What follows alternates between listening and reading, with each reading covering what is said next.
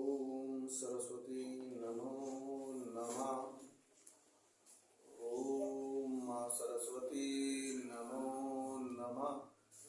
ओम विद्यादायिनी नमो नमः। ओम हंसवाहिनी नमो नमः। बेटे आवाज नहीं, ऐसी देख लिया करो। आगे चलते बेटा क्वेश्चन को।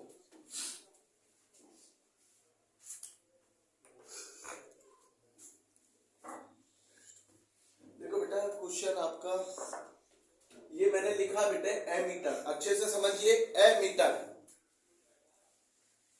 को विद्युत परिपथ, क्या बेटे, विद्युत परिपथ में किसी क्रम में संयोजित किया जाता है। अच्छे से क्वेश्चन को समझ लीजिए। उसने कहा एमीटर को विद्युत परिपथ में किस क्रम में संयोजित किया जाता है। तो बेटे इसको परिपथ को श्रेणी क्रम में, किसमें बेटे, श्रेणी क्रम में।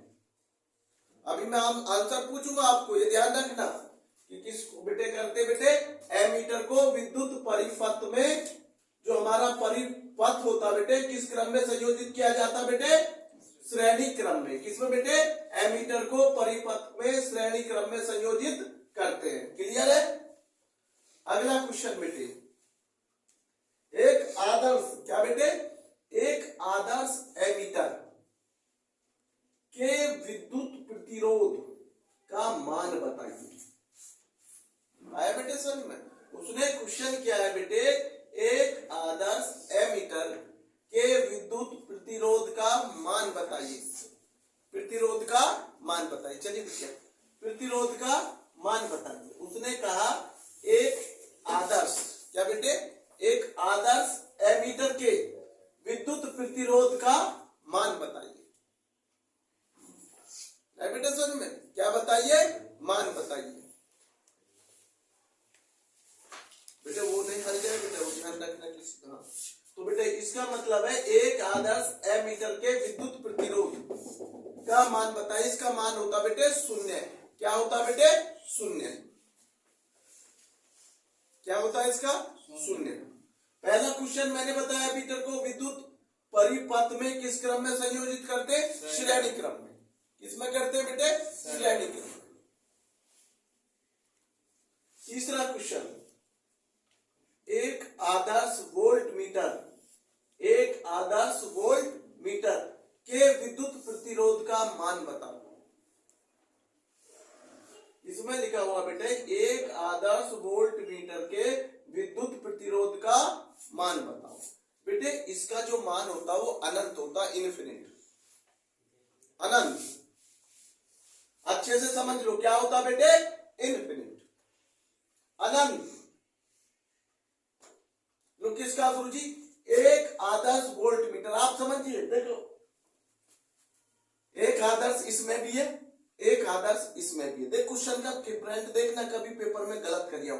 यहाँ एमीटर है, यहाँ वोल्ट मीटर है केवल, नहीं तो आप देख लीजिए क्वेश्चन वही है। जहां एमीटर आएगा वहां बेटे शून्य लिखेंगे, और जहां बेटे वोल्ट मीटर आएगा वहां अनंत लिखेंगे। नहीं बेटे समझ में। जहां आपका एक आदर्श में वोल्ट मीटर पूछ रहा है उसका मान, तो आप क्या लिखेंगे बेटे, अनंत। और जहां बेटे एक आदर्श एमीटर के विद्युत प्रतिरोध का मान पूछ रहा बेटे, वहां क्या लिखेंगे, शून्य। यहां कंफ्यूज बच्चा हो सकता है कि आदर्श मीटर आते नहीं अनंत लिख दे, होना वहां शून्य। ये गलती मत करना बेटे आपको भी।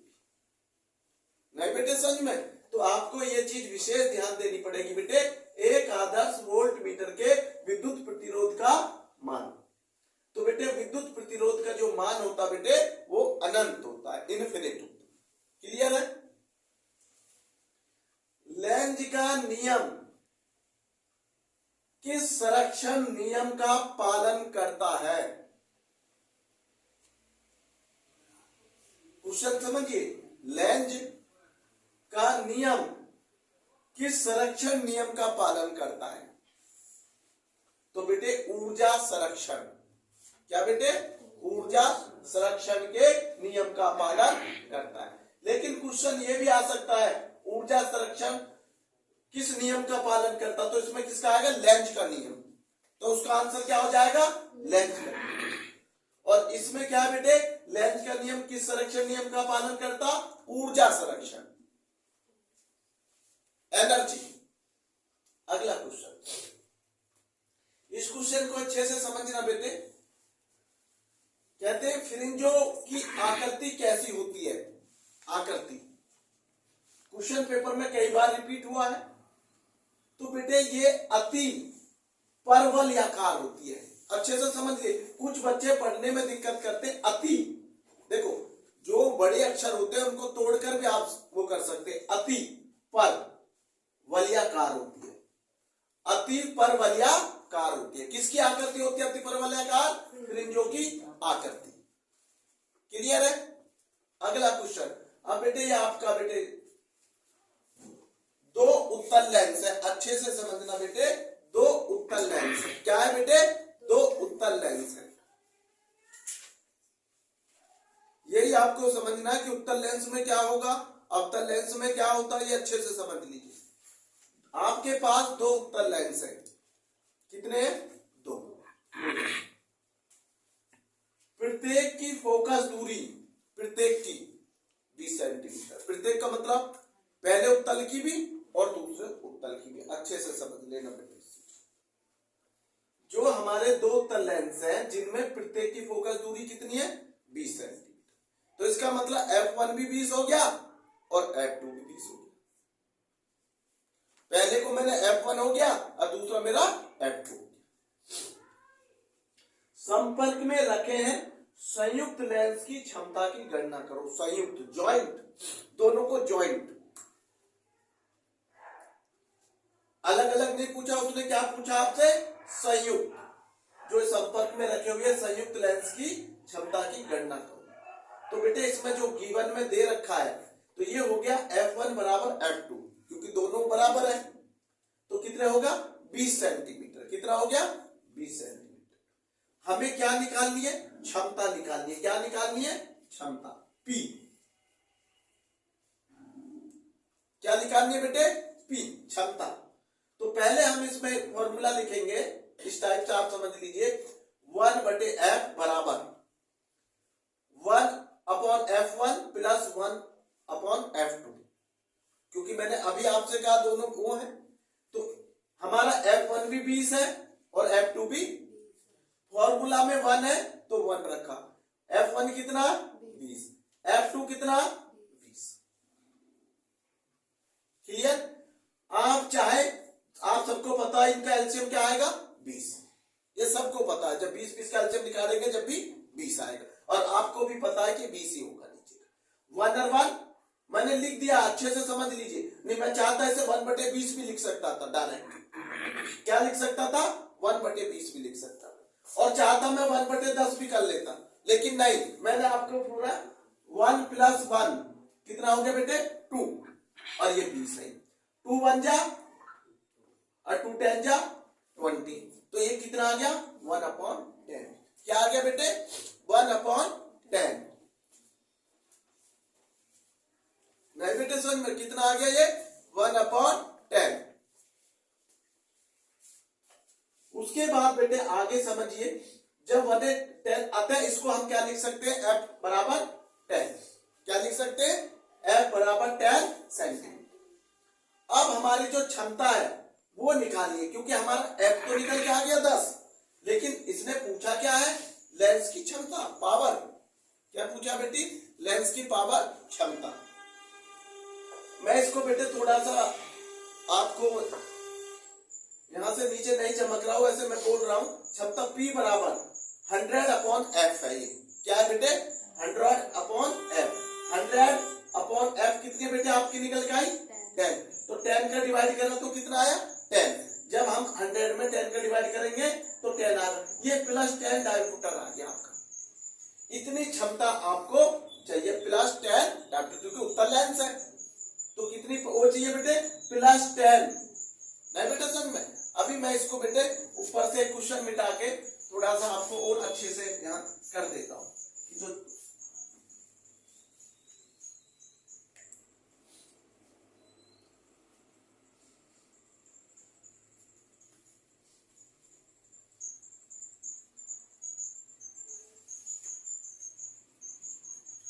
कल के क्वेश्चन का आंसर क्या आया था भाई, बताइए, जो मैंने आपको कल क्वेश्चन दिए थे। जैसे बेटे मैंने यहां लिख दिया क्षमता, जो मैंने क्षमता लिख दिया है, क्षमता P,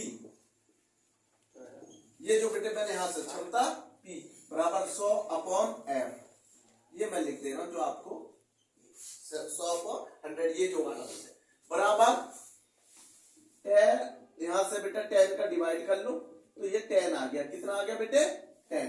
तो ये आप समझ गए, प्लस का मैंने वो लगा दिया, और ये मेरा बेटे प्लस डायमीटर में लिख देता हूं, ये लिख दिया मैंने,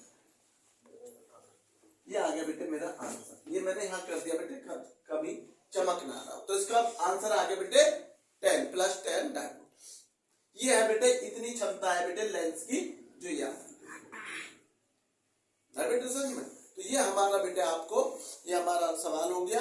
मैंने जो कल आपसे पूछा था कि क्या अटल बिहारी वाजपेयी को भारत रत्न मिला था, या हाँ या नहीं, इतना पूछा था। मिला था नहीं बेटे समझ में। अटल बिहारी वाजपेयी को बेटे भारत रत्न मिला था बेटे, वो भारत रत्न से सम्मानित हमारे देश के प्रधानमंत्रियों में शामिल है। एक क्वेश्चन मैंने वक्रता त्रिज्या का दिया था क्या, नहीं, उसका दिया था सांख्यिकी का। किसका बेटे, वो आंसर अभी आपने हल नहीं किया। गलत बात है बेटे, बहुत गलत बात है अगर आप मेहनत नहीं करते, इसलिए आंसर दिया करो, ठीक है। साइंस के 2 क्वेश्चन मैं आपको दे रहा हूं, जो बेटे आपको स्वयं करने होंगे। क्या करने होंगे, स्वयं करने होंगे। मैंने जैसे ये क्वेश्चन आपको जहां 20 दे रखा था, क्या दे रखा था 20 दिया मैंने, 2 उत्तर लेंसों की जो फोकस दूरी वो कितनी दे रखी थी 20। यहां मैं संख्या बदल के आपको 30 दे रहा हूं, 30। कितना दे रहा हूं 30। उसका आंसर मेरे को भेजेंगे आप, ये ध्यान रखना सब बच्चे, ठीक है बेटे। ये क्वेश्चन आपके लिए घर के लिए होगा, जो आप उसको भेजेंगे। 3 क्वेश्चन मैं आपको SST के जो दे रहा हूं, वो घर के लिए दे रहा हूं इस समय, सुन लीजिए बस। हमारे उत्तर प्रदेश में कितने जिले हैं, पहला क्वेश्चन ये।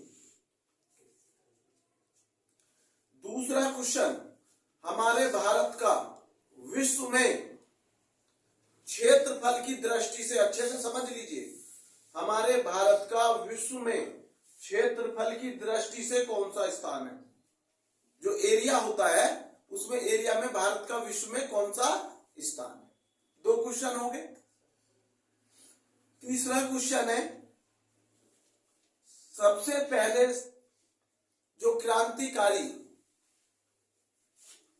ऐसा कौन सा क्रांतिकारी था जो सबसे पहले बेटे उसको फांसी की सजा दी गई, या वो बेटे शहीद हुआ। सबसे पहले शहीद होने वाले क्रांति, मैं सिंपल भाषा में बोलूं तो सबसे पहले शहीद होने वाले क्रांतिकारी का नाम। 3 क्वेश्चन बेटे मैंने आपको घर के लिए दिए, ठीक है बेटे। अब मैं आगे चलता हूं बेटे, मैं क्वेश्चन लिख रहा हूं टालमी, अच्छे से ध्यान रखना। मैंने क्वेश्चन लिख दिया ये टालमी, लिख दिया। टालमी किस विषय का, क्या बेटे, किस विषय का।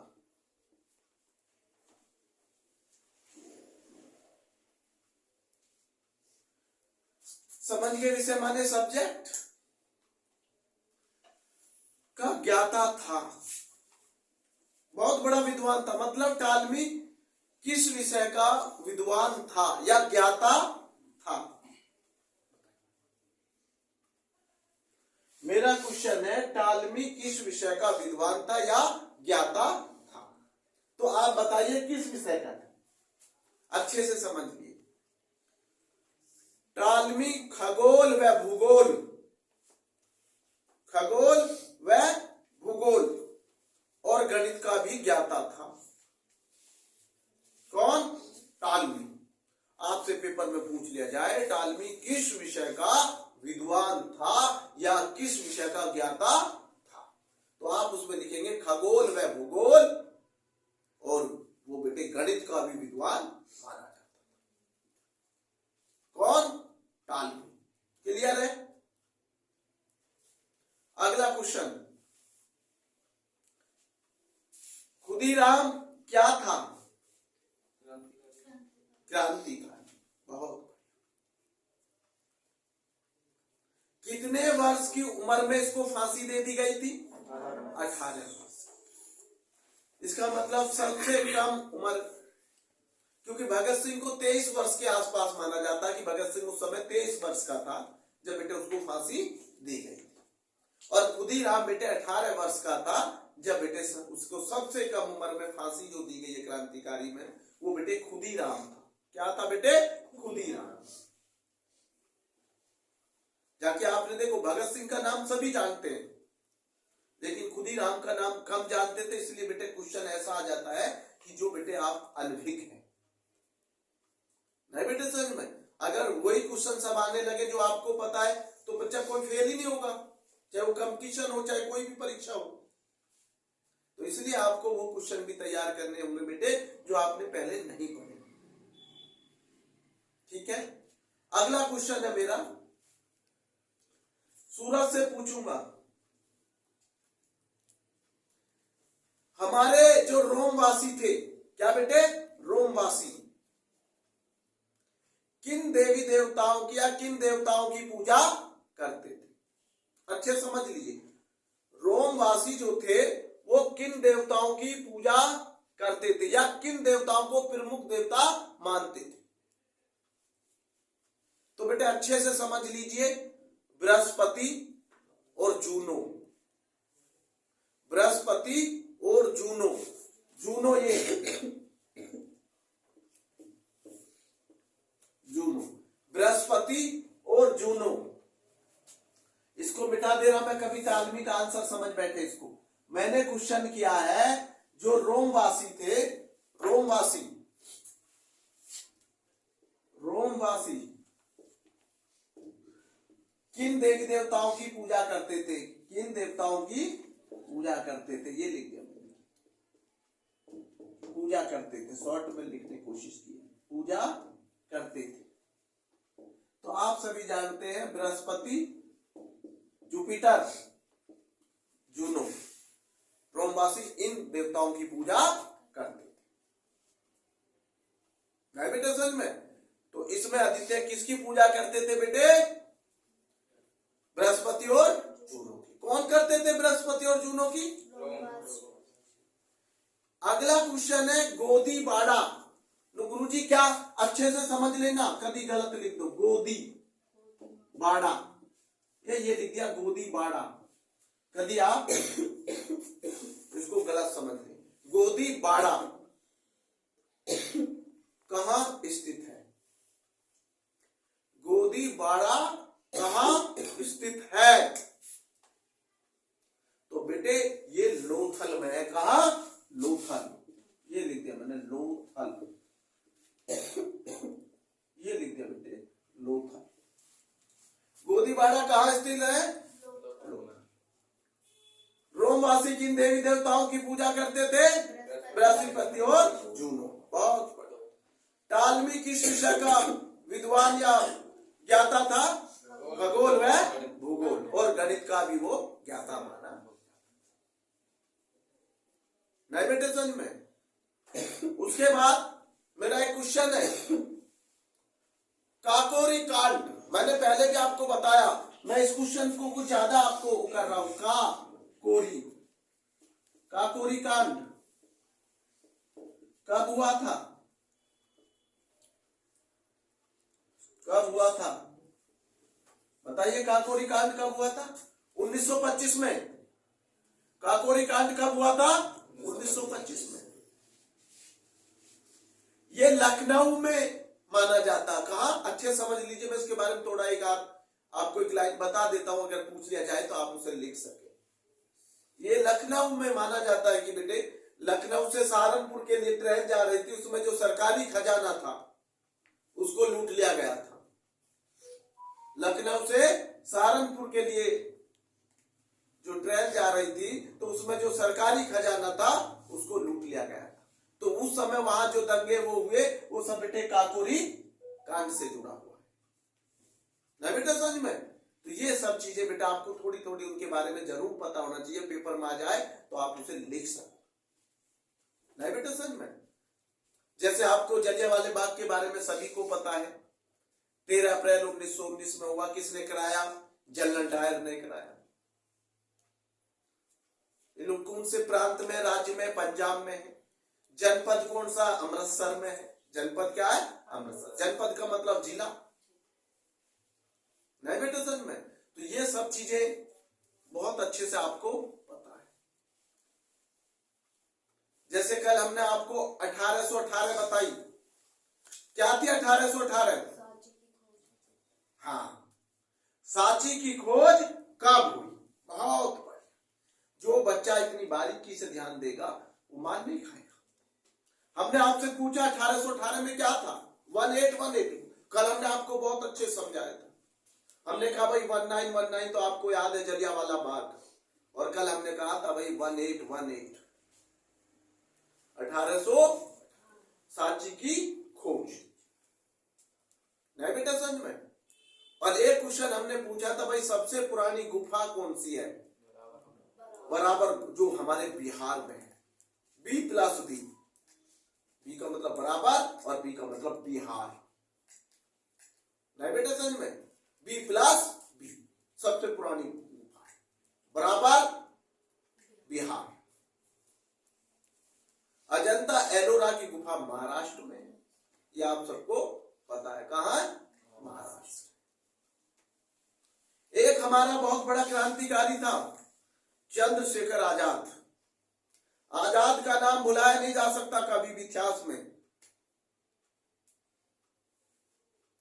लोग चंद्रशेखर आजाद को, मैं जो पूछना चाह रहा हूं क्वेश्चन मेरा ये, चंद्रशेखर आजाद किस पार्क में शहीद हुआ, या चंद्रशेखर आजाद किस पार्क में शहीद हुआ, और वो पार्क कहां है?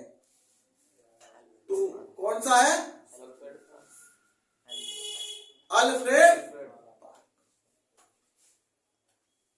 कहां? ये प्रयागराज, जो पहले इलाहाबाद हुआ करता था, आज वो प्रयागराज। तो चंद्रशेखर आजाद शहीद हुए प्रयागराज, और स्वयं की गोली से मारे गए। ये ऐसा क्रांतिकारी है जो किसी फिरंगी की गोली से नहीं मारा गया, किसी अंग्रेज की गोली से नहीं मारा गया, स्वयं की गोली से शहीद हुआ, नहीं बेटे सर? अगला क्वेश्चन चलता है, मैं पूछता हूं आप लोगों से। अर्थशास्त्र सुना होगा, इकोनॉमिक्स सबने सुना होगा। अर्थशास्त्र के लेखक कौन थे, या अर्थशास्त्र का लेखक कौन था?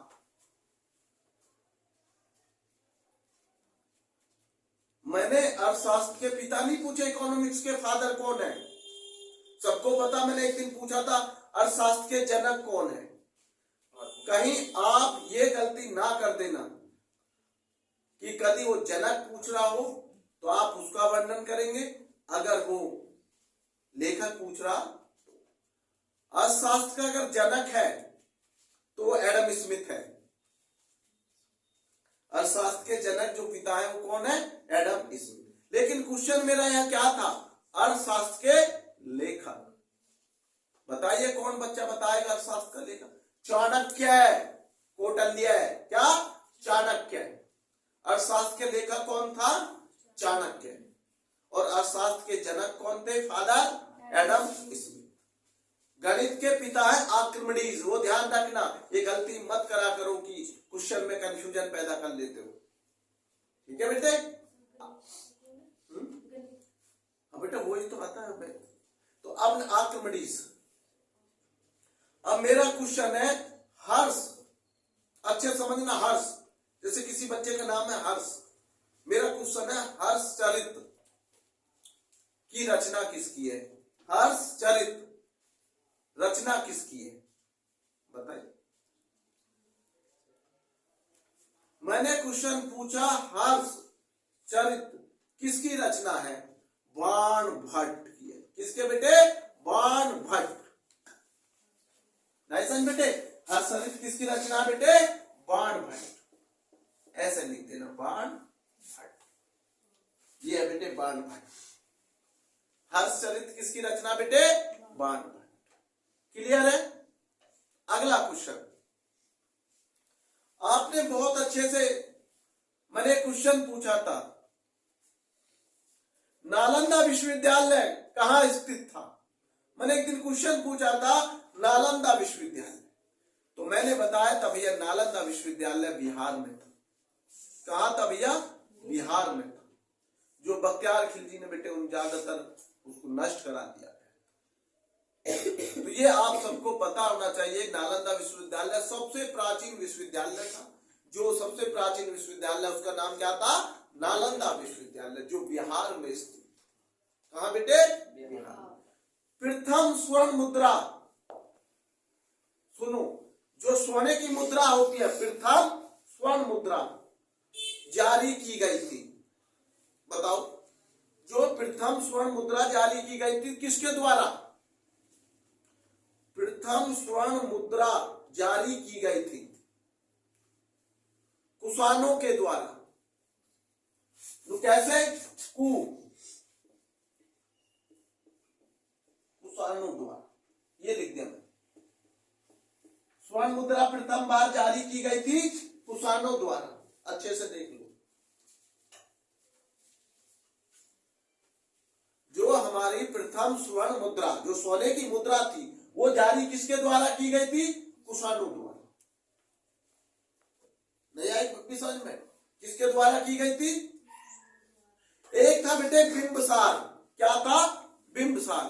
किस वंश से संबंधित था? समझ लो अच्छे से, बिंबसार किस वंश से संबंधित था? बिंबसार क्वेश्चन पेपर में आ जाता है, बिंबसार किस वंश से संबंधित था? हर्यक वंश। क्या बेटे? हर्यक। देखो ऐसे ये लिखना, हर्यक वंश, गलत मत करना। ये है हर्यक वंश। अच्छे से देख लीजिए, ये लिख दिया मैंने, हर्यक वंश। नहीं बेटा समझ में? क्या लिखा मैंने? हर्यक वंश। क्या है? बिंबसार किस वंश से संबंधित है? ये बेटे हमारे क्वेश्चन, आपको मैं एक सभी बच्चों को बताना चाहता हूं, हमारे बीकॉम में पेपर होता है प्राइवेट बच्चों के लिए, मैं आपको बता रहा हूं, ये भारतीय राष्ट्रीय गौरव संस्कृति। बीए में भी वही है, चौधरी चरण सिंह विश्वविद्यालय के अंदर भारतीय राष्ट्रीय गौरव संस्कृति, जिसका सब्जेक्ट कोड है 009। भारतीय राष्ट्रीय गौरव संस्कृति वही बीए में है सेम, भारतीय राष्ट्रीय गौरव संस्कृति। ये नहीं है उसमें बुक्स में भाई बीए के लिए अलग छपी है या बीकॉम के लिए अलग छपी है, ऐसा कुछ भी नहीं है। ये हमारे बीकॉम फर्स्ट ईयर के प्राइवेट छात्र छात्राओं और बीए के फर्स्ट ईयर के प्रथम छात्र छात्राओं के लिए, सभी के लिए ये बेटे पेपर होता है। 100 नंबर का पेपर होता है। ये क्या नंबर का? 100 नंबर, जिसमें हमारे 100 विकल्प आते हैं। कितने विकल्प आते हैं? 100 विकल्प। उन विकल्पों में 4 ऑप्शन होते हैं, जो राइट होता बेटे उस पर हम ओमार सीट में गोला भरते हैं। और आप वो समझ रहे होंगे भारतीय राष्ट्र गौरव संस्कृति, उसमें हमारे देश से जुड़े हुए, संस्कृति से जुड़े हुए सभी क्वेश्चनों का समावेश होगा। नहीं बेटे समझ में? इसलिए आप इन क्वेश्चनों पर विशेष ध्यान दें, जो बच्चे बीकॉम प्राइवेट भर रहे या बीए प्राइवेट भर रहे फर्स्ट ईयर वाले बच्चे, जाकि हमारे कंपटीशन वाले बच्चे तो हैं ही सब, 10th 12th ये सब है ही, लेकिन वो बच्चे भी ध्यान दें जो ग्रेजुएशन फर्स्ट ईयर में प्राइवेट चौधरी चरण सिंह विश्वविद्यालय मेरठ से फॉर्म भर चुके हैं, पेपर आ चुके नहीं बेटे समझ में। तो मैं इसलिए बेटा आपको आगाह कर रहा हूं कि इसमें बेटे बच्चे काफी बच्चे फेल हो जाते हैं, तो दिक्कत का विषय होता है। पेपर हम हल्के में ले जाते हैं क्योंकि पेपर में होता टिक मार्क है, तुक्का मार देंगे बेटे, नहीं, तुक्का से बेटे सफलता नहीं मिलती, कभी कभी भाग्य साथ देता तुक्का में, ऐसा कोई हर समय तुक्का में साथ समय देगा नहीं देगा। मेहनत पर विश्वास कीजिए, मेहनत ही जीवन की सफल कुंजी होती है बेटे, संघर्ष ही जीवन की सफल कुंजी है, नहीं बेटे समझ में। तो मेरा कहने का अर्थ है बेटे, जो मैंने आपको बताया, कौन सा वंश बताया, हरियंक वंश। बिंबसार किस वंश से संबंधित था, बिंबसार तो हरियंक वंश। मैंने क्वेश्चन पूछा, प्रथम स्वर्ण मुद्रा जारी की गई थी, तो मैंने लिखा था कुशानो। क्लियर है। अब मेरा अगला क्वेश्चन आपसे चलता है। मैं पहले भी आपको बता चुका हूं, अशोक सुना होगा सबने, अशोक सबने सुना होगा, अशोक के सारनाथ, अच्छे समझो, अशोक के सारनाथ स्तंभ, अशोक के सारनाथ स्तंभ में शेर की मूर्तियां कितनी हैं, या शेर कितने बनाए गए, मैं ये पूछ रहा हूं। मैं आपको सिंपल भाषा में कहूं कि शेर की मूर्तियां कितनी है, या कितने शेर बनाए गए, किसमें, अशोक के सारनाथ स्तंभ में कितने शेर बनाए गए। एक बच्चे का आंसर बिल्कुल राइट है, 4। कितने हैं, 4। अशोक के सारनाथ स्तंभ में कितने शेर बनाए गए बेटे, 4। कुछ बच्चे 3 कर आते, कुछ बच्चे 2 लिखाते, नहीं बेटे अच्छे से समझ लीजिए। अशोक के सारनाथ स्तंभ में बेटे कितनी शेर की मूर्तियां बनी हुई हैं, 4। नहीं बेटे समझ में, क्योंकि ये गलती आप बिल्कुल मत करना बेटे, क्योंकि बहुत से बच्चे मैंने देखा, अभी पेपर में भी पहला आया था, तो कोई बच्चा 3 लिखे आया, कोई 2 लिखे आया, तो बेटे ये चीज को आप जरूर थोड़ा ध्यान दें। क्या बताया, किसमें बताया बेटे मैंने, 4 स्तंभ में शेर की मूर्ति। एक क्वेश्चन मैं आपसे पूछूंगा, जो बच्चा पीछे बैठा है, किस यूरोपीय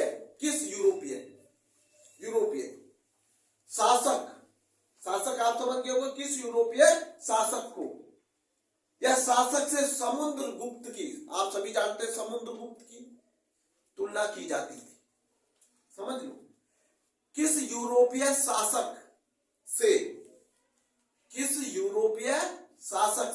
समुद्रगुप्त की तुलना की जाती थी। से और में फर्क मत कर देना, से की जगह से ही रहे, आपने लिख दिया में कि किस यूरोपीय शासक में, गलत हो जाएगा, आपको लिखना किस यूरोपीय शासक से समुद्रगुप्त की तुलना की जाती थी, किस यूरोपीय शासक से समुद्रगुप्त की तुलना की जाती थी, बताओ आंसर, आप बताओ।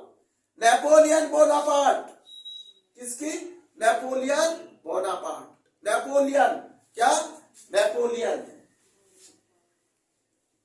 अच्छे से समझा करो क्वेश्चन, एक भी क्वेश्चन पेपर में गलत नहीं होना चाहिए। ये बेटे आप लोगों के लिए इस समय पेपर बहुत नजदीक है, बोर्ड क्लासेस के, और बेटे आप सभी को जानते बेटे, अब नजदीक पेपर, विश्वविद्यालय को के भी पेपर नजदीक, जो प्राइवेट छात्र छात्रा है उन सभी के बच्चों, क्योंकि बेटे स्कूल वो नहीं जाते, कॉलेज, तो लेकिन बेटा उन बच्चों को अब मेहनत करके बेटे अपनी पढ़ाई को सेल्फ स्टडी अच्छे से कीजिए। नहीं बेटा सच में आप किसी से कम नहीं है, मेहनत करेंगे तो आपको सफलता मिलेगी। सफलता समय और त्याग मांगती है, सफलता समय और त्याग मांगती है। अगर आप त्याग कर सकते हो तो सफलता आपको मिलेगी। अगर आप त्याग की भावना नहीं रखते हो, शिक्षा को समय नहीं दे रहे हो, तो विद्या हमारे पास नहीं होगी। नहीं। विद्या का तो एक ही मूल मंत्र है कि मुझे समय दे, मुझे समय दे, जितना तू मुझे समय देगा उतना मैं तेरी तकदीर बदल दूंगा। शिक्षा तो ये कहती, पल भर में शिक्षा एक गरीब को अमीर बना देती है। पल भर में आपको वो सम्मान दिला देती है जिसका आपने सोचा भी नहीं। शिक्षा में वो ताकत है बेटे। और धन तो बेटा आता और जाता है, धन तो आता जाता है बेटे। कल आपके पास है, पहले किसी और के पास होगा। बस व्यवहार अच्छा रखो, अच्छी संगति में रहो तो जीवन सफल की तरफ चले। मैं हमेशा कहता आया हूं 10 दोस्तों की जरूरत नहीं होती, एक अच्छा दोस्त बना लो जीवन में जो आपके दुख सुख में साथ दे, जो आपको आगे बढ़ाने में आपकी मदद करे, पीछे खींचने में नहीं। पीछे खींचने वाले तो बेटे लाखों खड़े, नुक्कड़ चौराहे तिराहे हर जगह खड़े हैं, नहीं सर बेटे। तो इसलिए आप इस शिक्षा का महत्व को समझिए। ये आपको मौका मिल रहा है, इसको गवाओ मत। ये समय दोबारा लौट के नहीं आएगा, देख लेना। और समय किसी के लिए रुकता नहीं है, निरंतर चलता रहता। समय चक्र है, वो चलता रहेगा। चाहे आप आगे बढ़ो चाहे पीछे रह जाओ, वो तो आगे निकलता जाएगा। समय आपका अच्छा है तो आपके सब अपने हैं, और समय बेकार है तो कोई अपना नहीं होता है। जब ही पहचान होती है बेटे अपना और पराये में अंतर। आगे हम चलते हैं बेटे। क्वेश्चन हमारा ये बेटे मैंने आपको एसएसटी का करा दिया जो बेटे आपको। अब मैं क्वेश्चन बेटे आपको चलता हूं बेटे, थोड़ा हिंदी पे आता हूं। किसमें बेटे? हिंदी। बेटे हिंदी का सबसे मेन चीज है, पहला हमारे यूपी बोर्ड के बच्चों का भी हिंदी का पेपर है 18 तारीख में। उन सभी बच्चों के लिए बेटे बहुत बहुत सभी को शुभकामनाएं बेटे। जैसे जैसे पेपर नजदीक आते जा रहे वैसे वैसे बच्चों की धड़कन बढ़ती जा रही। लेकिन मैं कहता हूं नहीं भाई, अपने आप में स्वयं में विश्वास पैदा करो, मेहनत करो तो आप मान नहीं खाओगे। विश्वास कोई टीचर नहीं भर सकता। विश्वास तुम्हें स्वयं पैदा करना हो, किसी बाजार में नहीं बिकता।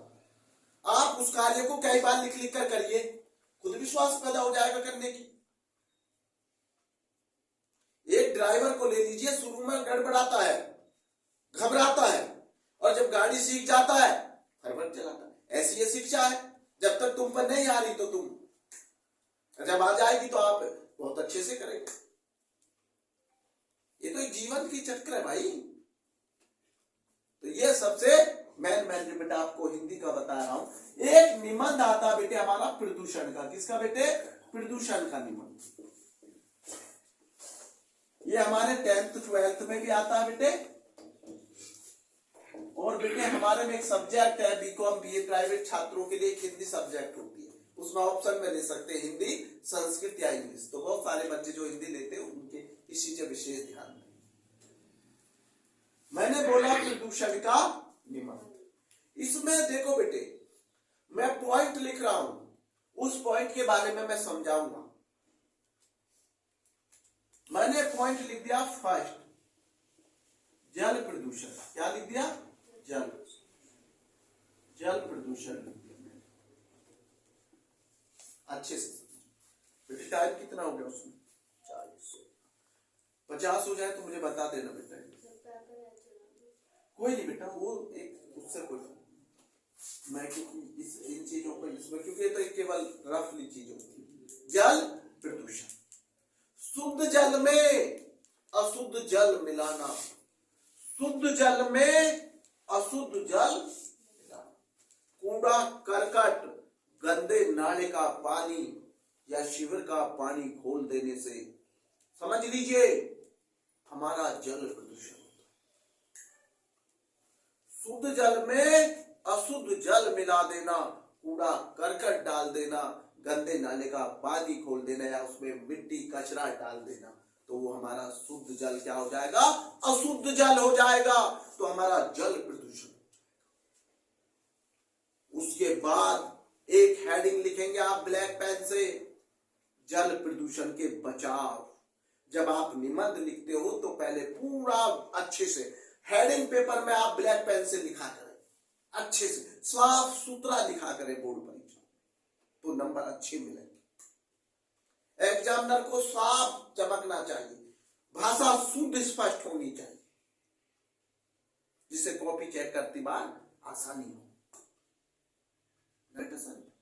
गैप देखा लिखा करो, ये नहीं कि घसीट देते हो, नहीं, उसमें उतना पैराग्राफ बनाया करो, उसके बाद 2 लाइन छोड़ के फिर पैराग्राफ बनाया करो, अच्छे से लिखा करो, साफ सुथरा। तो मैंने कहा जब आपने जल प्रदूषण लिख दिया, अब उसका बचाव भी लिखेंगे।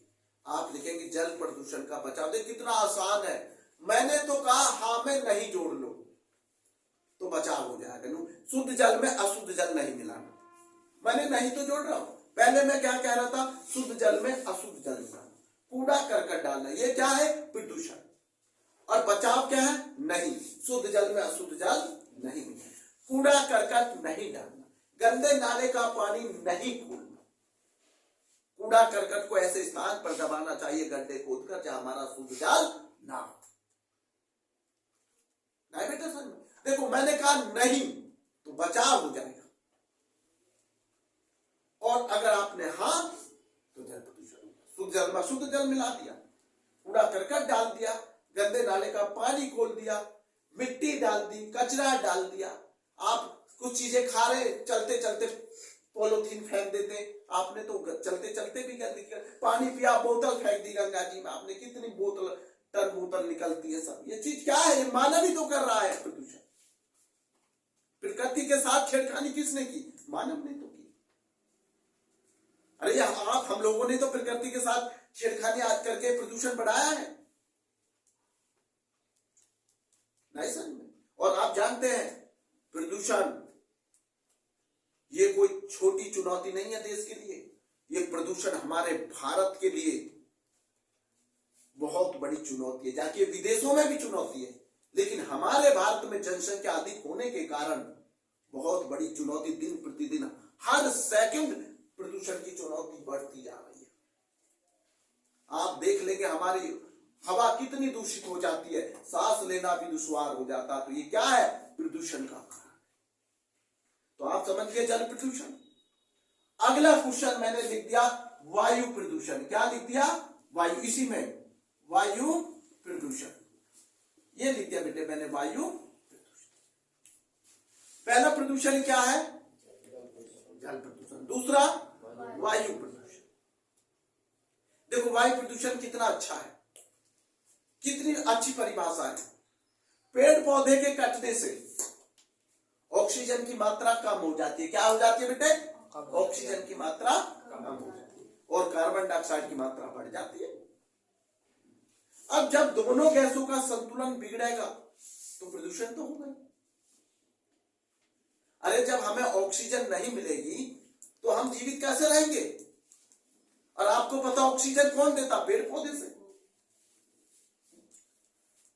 जब दोनों गैसों का संतुलन बिगड़ेगा तो वायु प्रदूषण को बढ़ावा मिलेगा। जितनी ये फैक्ट्रियां होती हैं या ईंट के भट्टे से निकलने, जो चिमनियों से निकलने वाला धुआं, ये सब हमारी वायु को दूषित करता है।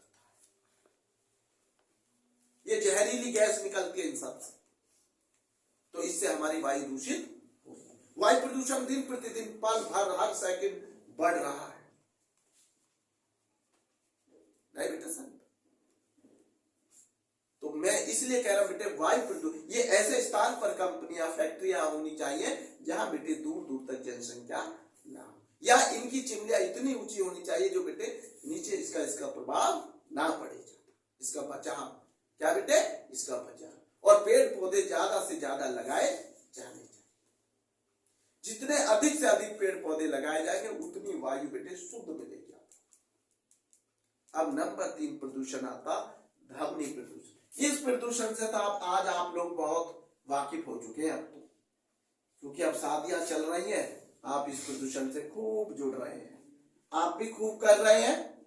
ऐसा नहीं है कि आप इसके दोषी नहीं है, हम सभी आप इसके दोषी हैं। ये कोई ऊपर से आके दोषी नहीं हुआ ध्वनि प्रदूषण। ध्वनि प्रदूषण बेटे ये एक ऐसा प्रदूषण खतरनाक बनता जा रहा है। ये होता किससे पहले सब, जैसे लाउड स्पीकर, डीजे, तेज आवाज, कंपनियों से निकलने वाली मशीन की तेज आवाज, पटाखों की तेज आवाज, और आजकल एक चलन में बच्चों का, जो युवा बच्चे हैं जो इस चीज को समझ नहीं रहे हम क्या कर रहे हैं, वो खुश होते हैं कि मैंने बुलेट मोटरसाइकिल के पटाखे छोड़ दिए, बड़ा राजी हो रहा वो खुश।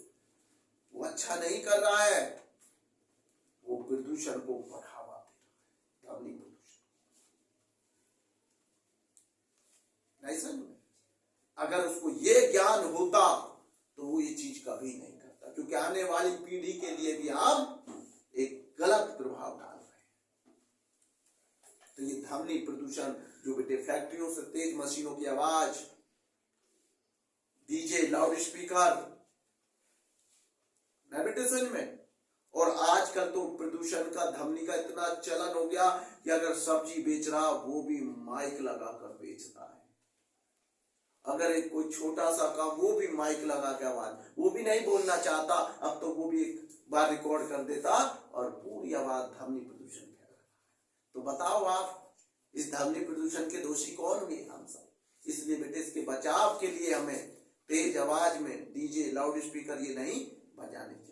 और बेटे इसमें कान के पर्दों पर भी इसका बुरा प्रभाव पड़ता है। और ये दिल की धड़कन, जो ये कहते हैं बेटा जिनका हृदय कमजोर होता है उसके लिए बहुत खतरनाक साबित होती है डीजे, तेज आवाज में जो। तो ये सब चीजें बेटे ध्वनि प्रदूषण को बढ़ावा दे रही है। तो इस पर आप रोक लगाएंगे तो ध्वनि प्रदूषण खत्म हो जाए। नहीं बेटा सर, नुकुरु जी ये तो आपने हमें बता दिया 3 प्रदूषण। बिल्कुल, मैं आज 3 प्रदूषण पे ही यहाँ रोकूंगा हिंदी में। कितने मिनट हो गए बेटे? मैं आता हूं आप थोड़ा मैथ पे। किस पे? मैथ पे। जो मैथ में मजा है वो किसी सब्जेक्ट में मजा नहीं। जैसे जो पढ़ने में मजा है वो किसी कार्य में मजा नहीं। ये ध्यान रखना लाइफ में। शिक्षा का सबसे बड़ा नशा है, अगर आपको ये नशा हो जाए, अगर शिक्षा नु कहते ना पढ़ने का नशा हो जाए किताबों को, तो इससे बड़ा नशा नहीं होता। पता भी नहीं चलेगा कितने घंटे आप पढ़ गए। और इसके लिए तुम्हें वो भी नहीं देनी पड़ेगी, उतारने के लिए कोई मेडिसिन या कोई बुरा कहेगा नहीं। तो ऐसा नशा कर लीजिए ना किताबों का, किताब पढ़िए। बुरा नशा क्यों करते हो? बुरी संगति में क्यों जाना चाहते हो? अच्छा नशा लीजिए, किताबों का नशा लीजिए भाई। किताब कभी भी बेटे आपको बेकार नहीं करेगी। कुछ दे के ही जाएगी, लेके ना जाएगी आपसे किताब। कुछ तो कुछ दे के ही जाएगी।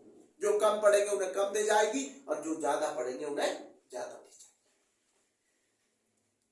अब क्वेश्चन है मेरा मैथ का, समझिए। मैंने क्वेश्चन लिख दिया 70, 71, 72, 73, 74, 75, 76, 77, 78 और 79। इन्हें काउंट करो पहले कितने हैं? 1 2 3 4 5 6 7 8 9 10। कितने? 10। इन संख्याओं का माध्य ज्ञात करो। संख्याओं का माध्य ज्ञात करो। संख्याओं का समांतर माध्य। स्टैटिक्स का क्वेश्चन है। किसका क्वेश्चन है? स्टैटिक्स का। समांतर माध्य या सांख्यिकी बोलते हैं। मैंने एक क्वेश्चन दे दिया इन संख्याओं का समांतर माध्य, तो आप इन्हें जोड़ने में लगे टाइम वेस्ट कर लोगे। मैं आपको बहुत सिंपल तरीका इसका बता रहा हूँ, सुन लीजिए। मैंने ये लगा दिया बड़े आसान, 70 प्लस 71 प्लस 72, क्योंकि कुछ बच्चे हिंदी में इकाइयों को जानते हैं तो इसलिए वो मैंने इंग्लिश में बोल दिया। 73 plus 74 plus 75 plus 76 plus 77 plus 78 और प्लस ये हो गया 79 हो गया। और अपॉन 10, गुरु जी क्या कह रहे हो? अपॉन 10। तो संख्या गिन लो, जितनी संख्या होती है इसका मतलब होता है पदों का योग बटे पदों की संख्या। नहीं समझ में? पदों का योग बटे पदों की संख्या। ध्यान रहे, मैंने आपको क्या बताया है, सुनिए। इसमें सब में 7 कॉमन आ रहा, तो आप पहले यहां 7 लिख लीजिए। ये कर दिया मैंने, कितना लिख लिया 7। और 0 1 पीछे क्या बचे, 0 1 2 3 4 5 6 7 8 9 बचे, इनका जोड़ होता 45। कितना होता 45। और मैंने 10 का भाग दिया तो आंसर आ गया 74.5 आंसर। ये हो गया मेरा 7 सब में कॉमन, मैंने 7 उठा दिया। और बचा क्या फिर मेरा 0 1 1 जोड़ के भी दिखा रहा हूं कभी किसी बच्चे को, 1 1 और 2 3 3 और 3 6 6 4 10 10 5 15 15 और 6 21 और 7 28 और 8 36 और 36 और 9 45। ये लिख दिया मैंने। नहीं समझ में? लो गुरु जी ये तो हमने आप समझ गए। अगर यही डिजिट हमारे, सुन लीजिए एक सवाल, और एक सवाल घर के लिए दूंगा बेटे, मुझे 52 टाइम होते नहीं बता देना भाई, 51। कोशिश पूरी करूंगा कि इसको जल्दी से जल्दी खत्म करने की। देखो बेटे, मैंने लिख दिया आपके लिए 80। क्या लिख दिया 80, 81 82 83 84 85 86 87 88 और 89। मैं प्लस का चिन्ह लगा रहा हूं, मैं समझा चुका हूं, आप लगा ले। देखो बेटा इसमें कॉमन क्या है 8, मैंने ये लिख दिया 8 और पीछे आपका 45। आपको मैं बता चुका हूं जब प्लस करेंगे साहब 45 और 10 का डिवाइड कर देंगे तो 84.5। लोग मुझे ये कैसे कर देते हो, पीछे से देखिए 0 है, जब हम एक 0 का डिवाइड जैसे करेंगे तो पीछे के अंक से पॉइंट लगा दिया जाता। तो आपका ये 2 0 होती तो पॉइंट यहां लग जाता, और गुरु जी 3 0 होती तो पॉइंट यहां लग जाता। ये मैथ में सीखिए कि पॉइंटों का मोल क्या है।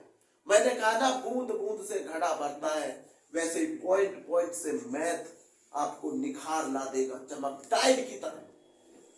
जैसे कहते हैं ना कपड़ा टाइट एकदम साफ कर, ऐसे बेटा ये तुम्हें साफ कर पॉइंट। क्लियर है? मैं घर के लिए क्या दे रहा हूं क्वेश्चन, ये सभी बच्चे मुझे कमेंट करके आंसर देंगे। ये आप विशेष ध्यान दें, अगर आप मेहनत नहीं करेंगे तो मेरी पढ़ाई का कोई फायदा नहीं, इतनी मेहनत करनी। तो मैंने आपको आंसर क्वेश्चन क्या देके जा रहा हूं 90 से अच्छे से समझ लीजिए 99 तक। कहां तक 99। तो 10 संख्या बैठेंगी, 90 से 99 तक की संख्याओं का समांतर माध्य। बेटे आज के लिए बेटा धन्यवाद।